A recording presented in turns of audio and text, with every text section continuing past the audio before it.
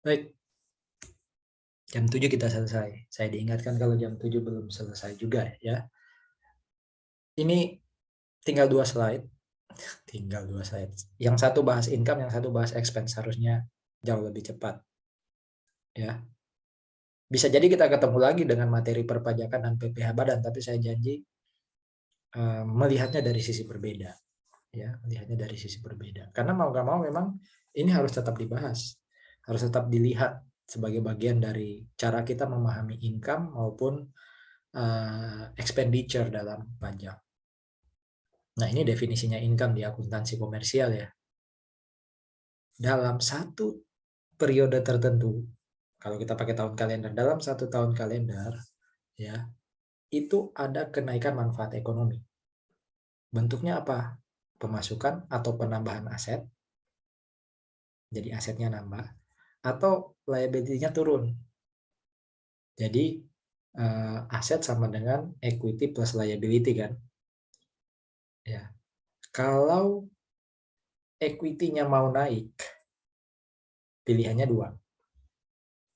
Liability-nya tetap, aset naik, atau aset tetap, liability turun. Ya kan?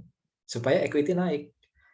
Jadi yang namanya income di dalam akuntansi komersial itu ada inflow ya, dalam bentuk apa? Aset naik ya, atau liability turun. Intinya adalah ekuitas naik. Jadi kata kuncinya tambahan manfaat ekonomi, satu ya, tambahan manfaat ekonomi. Dua, ekuitas naik. Nah, ekuitas naik bisa dengan cara asetnya naik atau liability-nya turun. Ya kan? A sama dengan E plus L. Kalau E mau naik, L-nya tetap, berarti A harus naik. Kalau E mau naik, A-nya tetap, L-nya yang harus turun. Itu income. Tapi ada kata kunci terakhir, yaitu tidak boleh berasal dari shareholder. Berarti kalau sampai PT ABC menerbitkan ordinary share, ya, harganya par value 100, dijual pada market value 120. Par value 100 dijual market value 120. Berarti kan jurnalnya cash 120, debit. Oh, aset naik tuh. Ya. Lalu sisi kreditnya apa? Share capital ordinary naik, share premium ordinary naik. Share capital 100, share premium 20. Berarti kan aset naik, equity naik. Income nih, tapi kan berasal dari shareholder. Berarti walaupun aset naik, equity naik, dalam kasus itu bukan income. Makanya transaksi investasi pemilik nggak pernah masuk income statement kan. Namanya aja income statement. Berarti kalau yang dilaporkan situ income. Berarti kalau tidak masuk situ bukan income dong. Ya kan? Jadi tidak semua kenaikan aset yang membuat equity naik disebut income. Karena mungkin itu berasal dari penanam modal. Jadi benar-benar di luar penanam modal. Jual barang, cash atau AR debit to sales revenue. Sales revenue kan part of equity dan bukan dari penanam modal. Oh, berarti itulah income. Pak, apa contoh liability turun, equity naik, dan itu income? Apa contohnya kira-kira? Liability turun, equity naik. Tadi kan aset naik, equity naik. Itu ada yang income, ada yang enggak. Kalau dari penanam modal itu bukan income. Kalau contoh income dari liability turun, equity naik apa?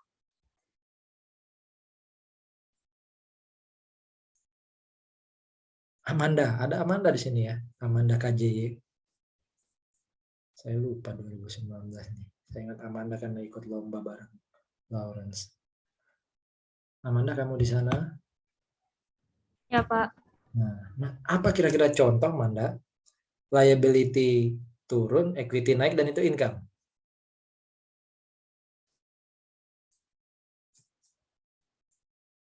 Ingat PA aja, nggak usah jauh-jauh. Kadang kita mikir terlalu jauh ya. Contoh paling gampang ini. Unearned revenue. Unearned revenue itu kan liability. Kalau unearned revenue kita debit kan berarti liability turun. Kreditnya apa? Revenue. Nah, kalau revenue kita akui di kredit itu kan equity.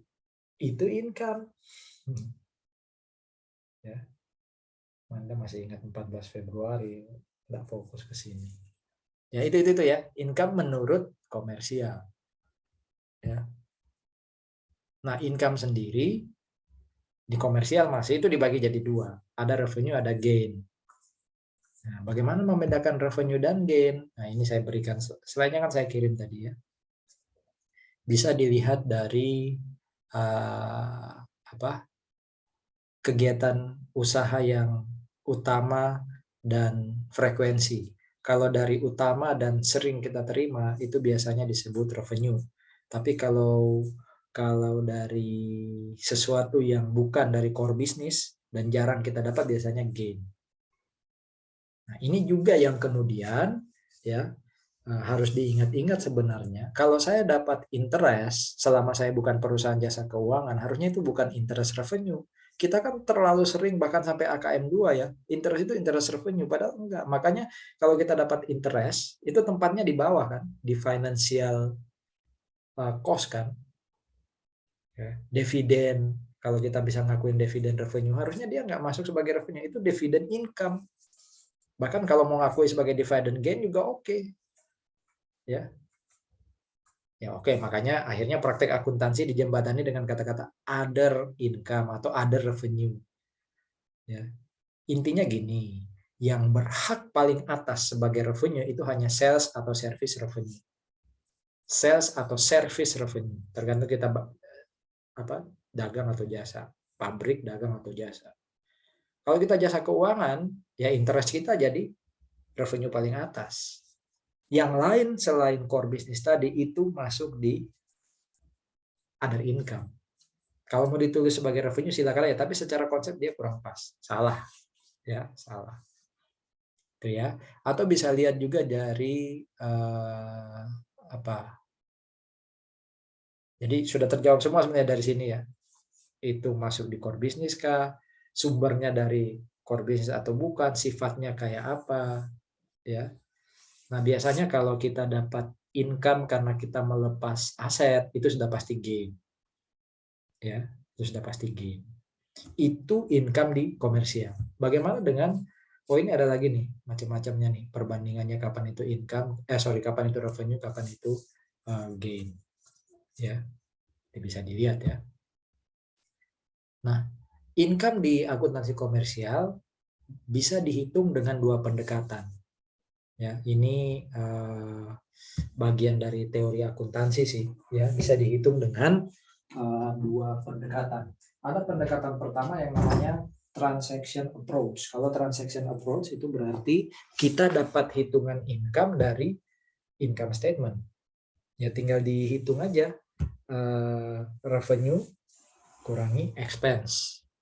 Ya, income dalam hal ini maksudnya net income ya, atau income before tax. Tapi ada pendekatan kedua yang namanya capital maintenance approach. Kalau transaction approach, lihat aja income statement. Kalau capital maintenance approach, pakai rumus yang atas.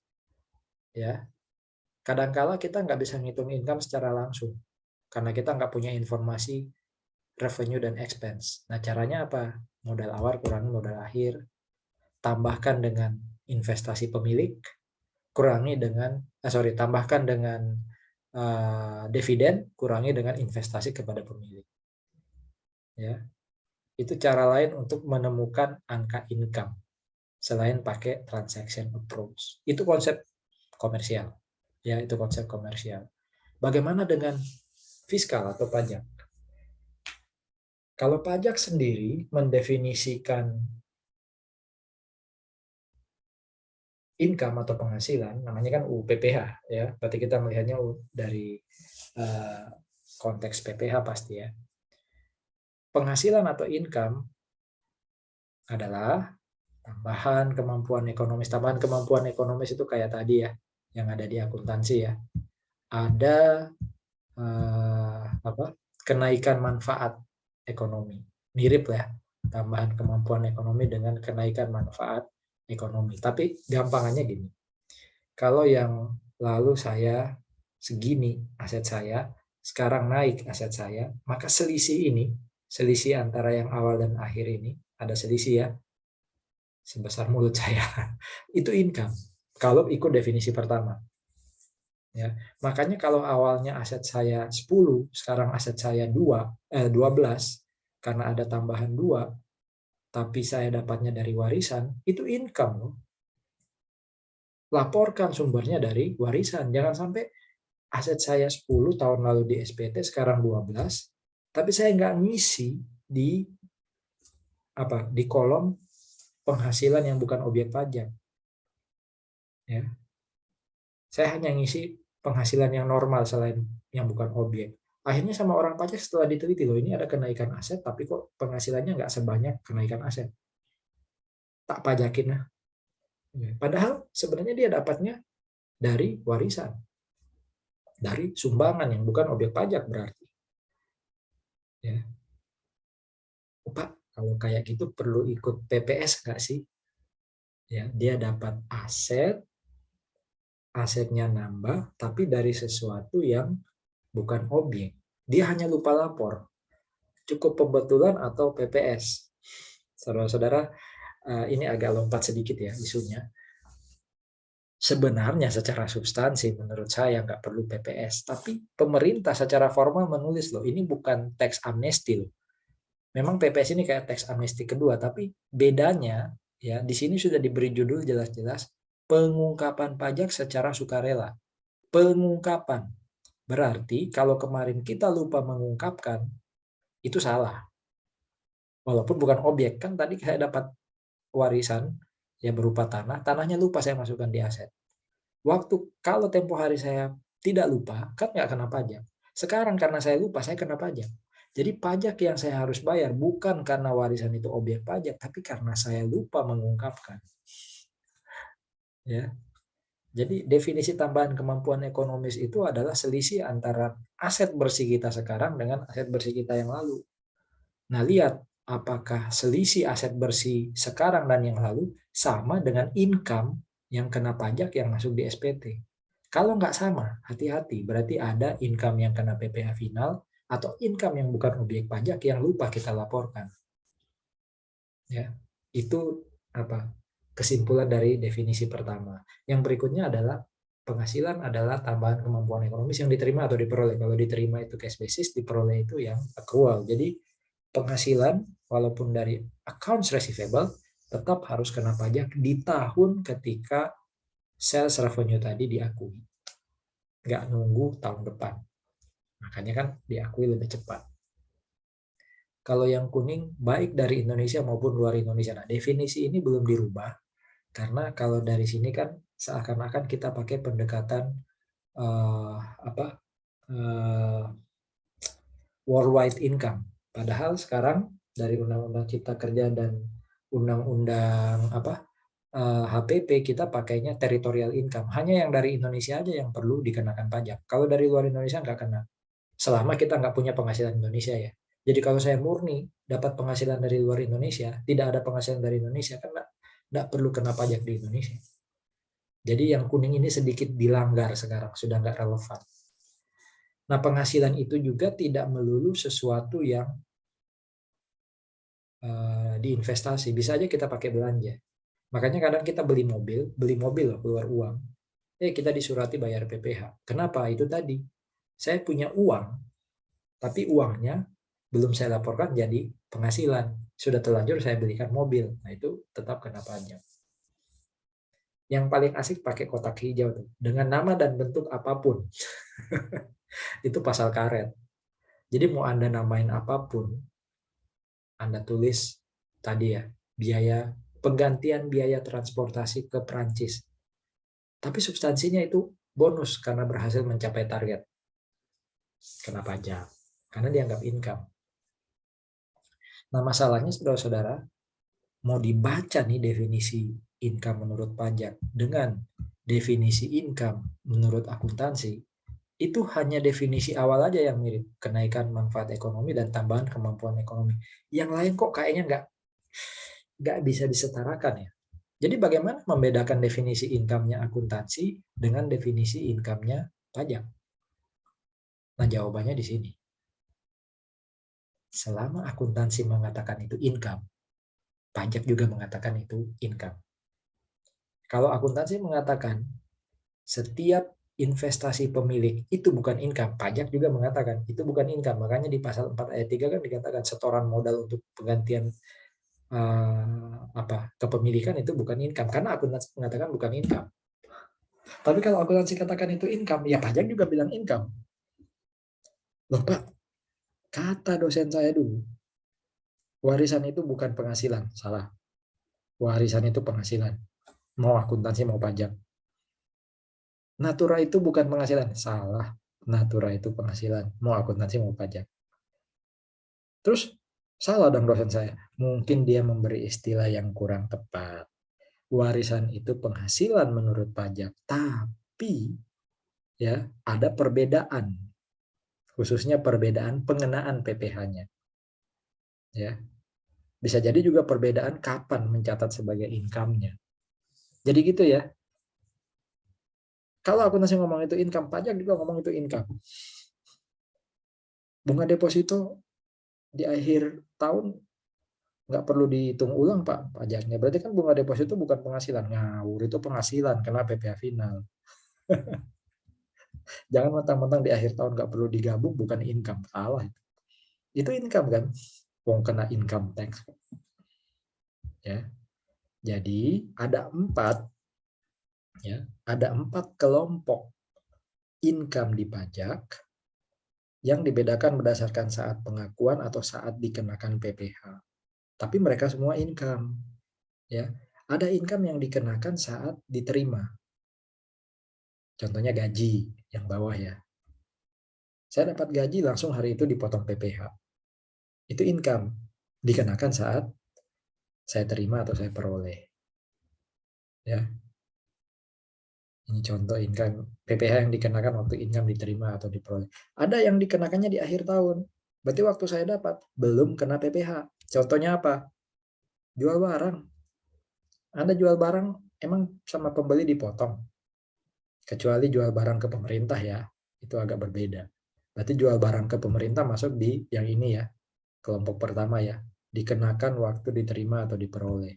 Kalau jual barang yang umum, bukan berarti nggak kena pajak. Belum kena pajak. Kena pajaknya akhir tahun. Ada lagi yang ini termasuk yang kena pajak akhir tahunnya. Ada lagi yang kena PPh final, ya kena PPh final. Sama kayak yang pertama, waktu dapat langsung dipotong pajak. Bedanya apa? Yang PPh final ini kan di akhir tahun nggak perlu digabung lagi kan? Karena pajak sudah harus paham itu. Ya jadi ini sama kayak yang pertama, sama kayak gaji. Dapat dipotong pajak, tapi bedanya ya yang pertama itu di akhir tahun tetap dihitung ulang. Kalau ini nggak perlu, karena sudah final. Ini contoh juga yang lainnya kena final. Ya. Nah, bagaimana dengan hibah? Bagaimana dengan warisan? Itu income. Tapi income yang tidak kena PPh. Akhir tahun yang dihitungkan hanya yang nomor 1 dan nomor 2 kan. Yang dipotong waktu dikenakan, dipotong waktu diterima, contohnya gaji, dan yang belum dipotong pajak kayak jual barang. Tapi kalau yang kena PPh final dan yang bukan objek pajak, itu income, tapi tidak perlu lagi digabung dengan penghasilan di akhir tahun. Gitu ya, jadi tolong luruskan konsepnya. Jangan sampai menganggap yang nomor 4 ini bukan income. Ini income, tapi non-taxable. Ini jangan sampai juga dianggap bukan income. Ini income, tapi kena PPh final. Ya. Yang 2 pertama, di akhir tahun dihitung ulang. Yang 2 terakhir, tidak perlu dihitung ulang. Karena satunya final, satunya bukan objek PPh. Sudah saya beri contoh, Anda kan sangat-sangat familiar lah dengan ini ya. Baca aja pasal 4 ayat 1, 4 ayat 2, ayat 3.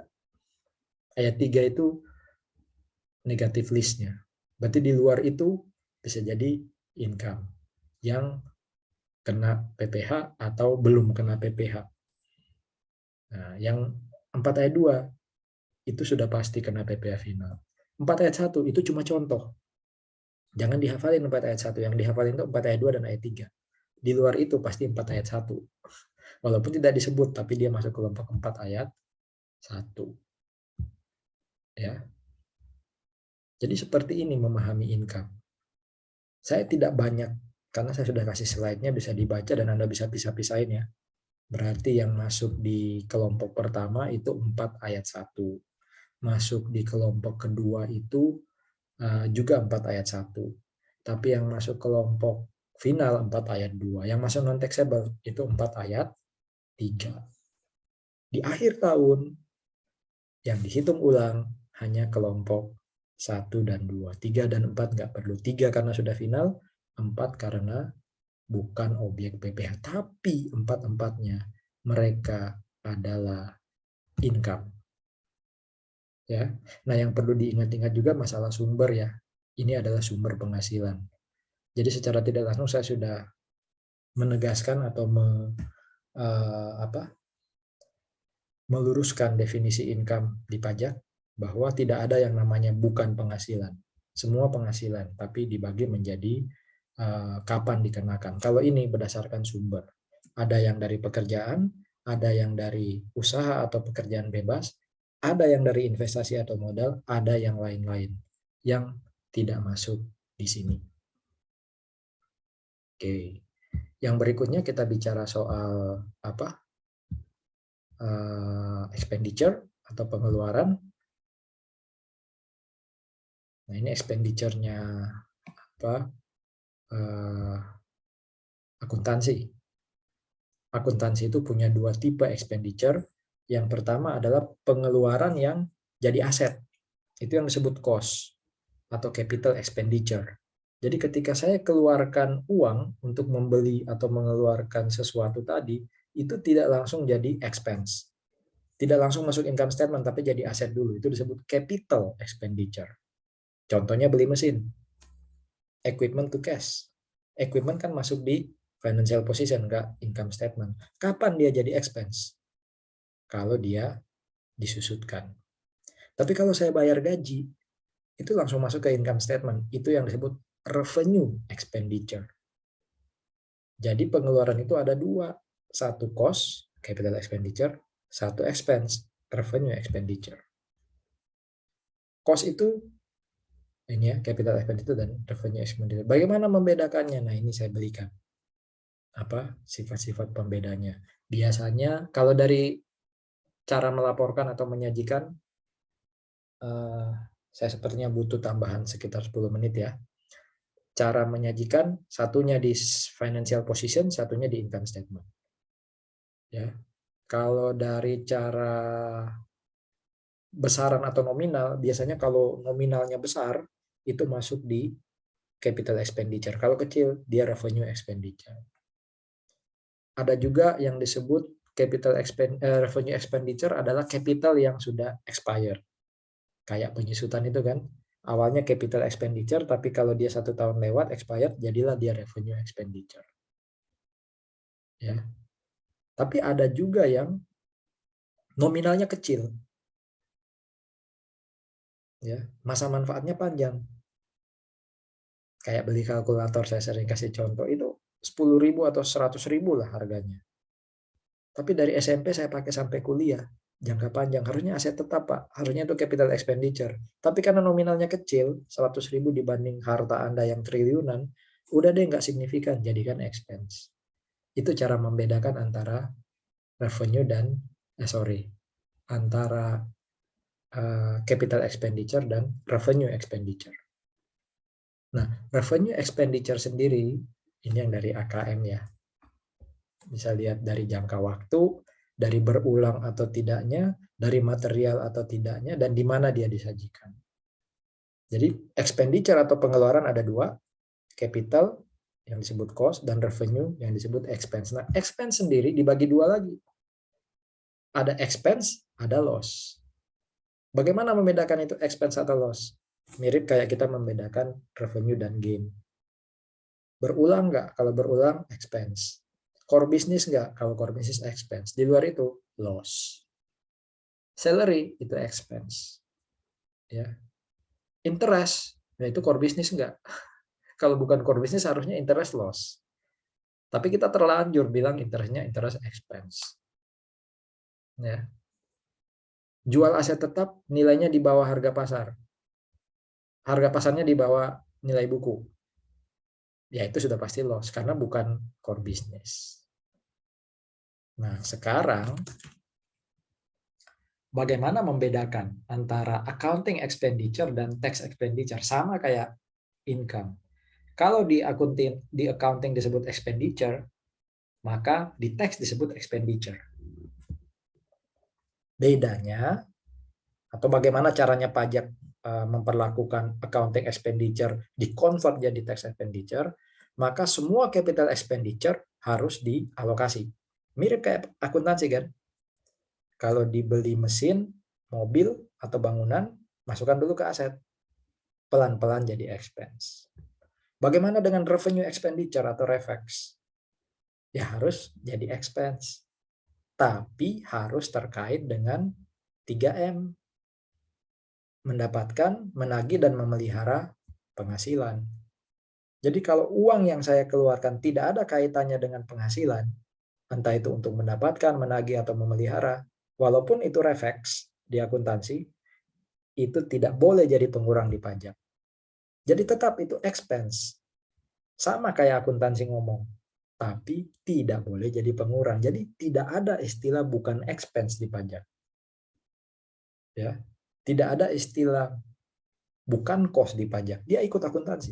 Akuntansi bilang cost, dia bilang cost. Akuntansi bilang expense, dia bilang expense. Tapi ada expense yang tidak boleh jadi pengurang. Ya. Karena tidak ada kaitan dengan income. Contohnya tadi, bayar sumbangan. Ya. Lalu kalau itu sifatnya natural, nggak boleh jadi pengurang. Undang-undang HPP sudah agak merubah ya. Tapi secara garis besar sebenarnya masih dianggap tidak boleh jadi pengurang. Apalagi kalau tidak kena pajak buat penerima. Dan tidak boleh melebihi kewajaran. Nah, nanti kita ketika belajar transfer pricing atau bicara soal kewajaran, apa sih yang disebut wajar? Ya. Jadi 3 kotak terakhir nih itu tidak mengatakan bukan expense loh dan bukan cost. Tetap cost dan expense tapi tidak boleh jadi pengurang. Ya, jadi salah kalau ada yang sering nyebut utamanya dosen bukan biaya. Oh itu istilah nggak pas. Bukan istilah yang mendidik. Ya. Makanya pajak pakai istilah apa? Expense tapi deductible atau expense yang non deductible. Ya kan? Dividen itu non deductible expense. Ya. Prive itu non deductible expense. Jadi ini semua ya masuk dalam kategori non deductible expense. Semuanya bisa dilihat di pasal berapa? Pasal berapa yang non deductible expense di UU PPH? 9, Pak. Nah, pasal 9. Pak, pasal 6 kan yang deductible expense, tapi itu hanya contoh. Hafalin aja pasal 9. Ya. Di luar itu biasanya deductible. Ya, hanya 9 yang non deductible. Kalau nggak mau baca UU PPH, baca aja slide saya. Income tax apa semua itu saya kasih yang non deductible. Berarti di luar yang ini semua nih untuk personal finance atau apa gitu ya. Untuk yang CV, firma, di luar ini semua itu deductible. Walaupun tidak juga kayak gitu ya. Hanya untuk menggampangkan memahami. Baca aja pasal 9 untuk expenditure. Itu adalah expense tapi non deductible. Makanya saya nggak tulis pasal 9, pasal 6 di sini. Oh, ternyata nggak banyak-banyak banget waktu yang saya butuhkan ya. Tidak saya bahas satu-satu karena sekali lagi itu kan bagian dari perpajakan dan PPH. Tapi bagaimana mengelompokkan apa yang sudah kita pelajari di perpajakan dan PPH badan ataupun PPH-PPH lain, itu tugasnya materi akuntansi pajak. Ya. Saya stop share.